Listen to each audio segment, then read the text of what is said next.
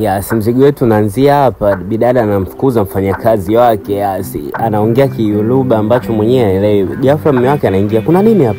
Si huyu anasema yami nini? Ananimwagia lana nyumbani kwangu au nini? Yaani najaribu kumwambia, okay baby relax basi. Eti namwambia nini? Ongea Kiingereza. Unasikia? Eti yami ndo nini? Sitaki mimi ya kurudia mwenyewe hayo matatizo yako. Sitaki matatizo ndani kwangu. Sitaki na ndani kwangu naondoka leo. Sawa? Baby basi relax kwanza, subiri. Akaondoka kwa sila.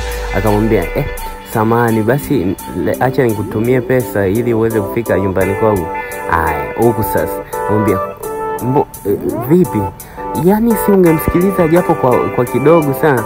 Yes, hao ni wanafamilia, huyu Mkema na Obi bana.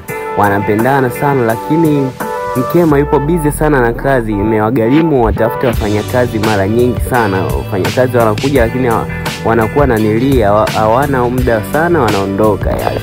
Sasa leo anamwambia, okay, umefukuza mfanyakazi alafu wewe ni mvivu kupika. Haya, leo bana baada ya kwenda kupika kabisa chakula. Yes. Mwamba akamuuliza, unaona sasa tumetumia gharama kubwa kuliko ungeenda kutengeneza haraka hapo tungekula chakula kizuri. Mwamba akachukua juisi yake kanywa akaondoka. Akamuita, baby naenda wapi sasa? Sasa unataka nikae pale nifanye nini wakati hujui kupika, hutaki kuandaa chakula, kazi kuniletea mavyakula ya kununua huko. Mimi sitaki. Sasa nimeoa kwa faida gani?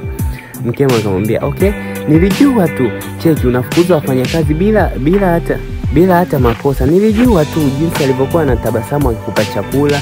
Yaani na wewe macho yako hayatulise mmoja unaangalia tu. Ebube. Kwa hiyo namaanisha umemfukuza Ebube na umemfukuza na Iyabo kwamba mimi nawatazi mapenzi. Hivi wewe unanichukuliaje mimi kwamba malaya sana? Hapana, lakini najaribu kumlinda tu mume wangu, lakini mimi sijamaanisha hivyo. Ndio kale baby. Si unajua usiku leo inatakiwa uwe na nguvu. Sawa, lakini usije ukaninyima tena usiku. Mwamba kalainika kaenda kula. Yes, usiku Mwamba najiandaa kikulupua, lakini binti anadai kwamba nimechoka. Yaani kila siku ya sababu. Basi sawa, subiri niende bafuni sasa nikajizingatie mimi mwenyewe. Uko serious? Ndio niko serious. Sasa kuna haja gani ya kuoa? Si sawa na mwanafunzi tu aliyeform 4 huko. Yes, akaingia taniba na akaingia bafuni kujizingatia mwenyewe. Yes, siku nyingine Mwamba kakuta mke wake anameza vidonge vya kuzuia mimba.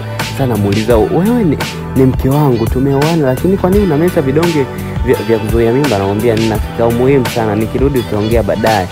Wewe akaondoka kweli. Yes. Sasa kuna haja gani ya kuoa? Yes. Siku nyingine bana wazazi wa mwanaume wamempigia, lakini binti jinsi anavyojibu yani hayupo serious, anajibu tu short. Akamwambia, sasa mbona nimewaambia mimi siko tayari kwa saizi kupata mtoto. Unasemaje? Ndio, mamangu namjibu hivyo. Vipi na wazazi wao wakikupigia utaambia nini? Mimi ni mtoto wa kwanza katika familia, so ana haki ya kuuliza kuhusu wajukuu. Sawa bana, nimekwambia, lakini au kisa nimekunyima jana usiku ndio umeona uambie wazazi wako. Sawa, jaribu kutafuta majibu akikupigia na wazazi wako nini utawaambia. Yes. Mwamba akatoka bana. Yes, anarudi siku nyingine. Tanda hijatandikwa, vyakula vichumvi nyingi. Yes, leo akasalenda. Akamwambia mume wangu, naomba leo acha tutafute tu mfanyakazi. Anamwambia wewe kila siku unafukuza wafanyakazi. Inatakiwa tuandikishane kwamba hautamfukuza tena mfanyakazi hapa. Yes, akadai nimechoka bana, nahitaji kulala. Nitafikiria kuhusu kusaini kesho. Yes, kalala.